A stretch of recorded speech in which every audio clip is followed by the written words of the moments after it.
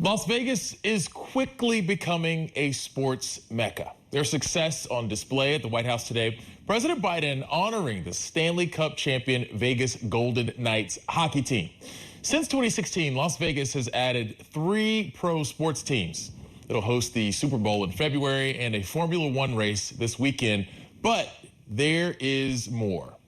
MLB owners are expected to vote this week on a proposal to allow the owners of the Oakland Athletics to move their team to Las Vegas. MLB leadership support the move, but there are points of controversy as the Athletics would receive nearly $400 million in Nevada taxpayer subsidies toward a stadium. Oakland has also actively fought to keep their club. This season, fans engaged in what they called reverse boycotts, filling the stadium with anti-ownership protesters. And last week, Oakland's mayor sent a letter to 15 MLB owners asking them to reject the move. So let's look at why Las Vegas has become a sports hub and if this is a Vegas bet that will pay off.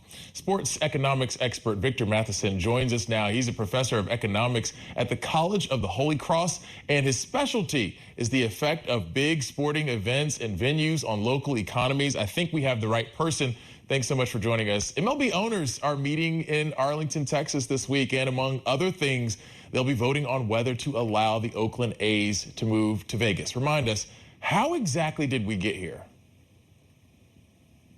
So the big thing that has changed is that sports owners in baseball, in football, and all the other leagues in the United States have gone from a hate relationship with gambling to a love relationship with gambling. 30 years ago, when we were thinking about gambling and professional sports, we think of things like the 1919 Black Sox. And these are the sort of things that terrify team owners, the corruption potentially associated with gambling in sports. But more recently, the owners have said, well, you know what? There's a lot of money to be made partnering with gambling. And the recent legalization of gambling nationwide, starting in 2018, has all of a sudden made Las Vegas much less scary and much more attractive as a professional sports hub. Yeah, I mean, and all of this is happening on the eve of ESPN Bet launching, which is also notable here. Several of these Vegas moves rely on public subsidies. I want to bring in some numbers about the Athletics. They've been near the bottom in player payroll spending the last 5 years, at the very bottom this season. But their owner, John Fisher, is the heir to clothing store The Gap. Forbes estimates his net worth at over $2 billion. How has he been able to get the backing of Nevada officials with relative ease? And is this a winning investment for the state? Well, so what we have seen historically over the last 30 years is that putting public money towards large sporting events and towards stadium infrastructure is a bad use of taxpayer money. This has been verified again and again through studies. Essentially, any economist who's not directly working for the leagues or event organizers always comes up with economic impacts that are a fraction what the league says that sports are worth to someone. As a matter of fact, what I tell people is take whatever the sports league is telling you about economic impact, move the decimal point one place to the left, and that's going to be a pretty good guess about what you're actually going to get. So these tend to be poor investments. And what's crazy about Vegas is that we have a hockey arena that has exactly $0 of public money in it, but we have a NFL stadium that at the time put more public money into the stadium than any other stadium project in history. So quite honestly, Las Vegas and Nevada is a little bit schizophrenic about how it thinks about public funding.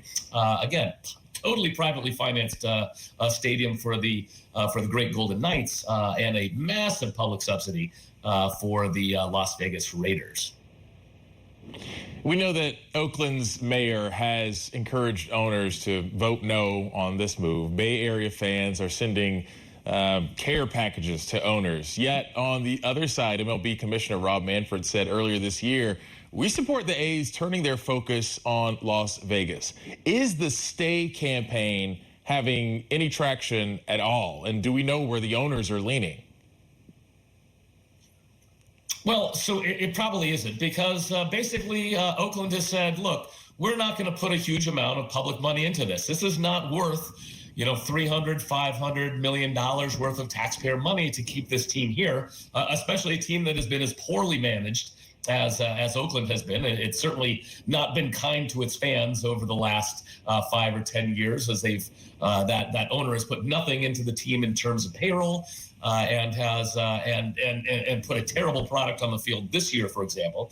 And so the essentially government in Oakland, and actually the rest of California in general, has been very reluctant to pour taxpayer money in that. So, we always talk about socialist California, but socialist California has been awfully capitalist when it comes to sports, and hasn't decided to subsidize billionaire owners and millionaire players to the tune of hundreds of millions of dollars of stadium subsidies.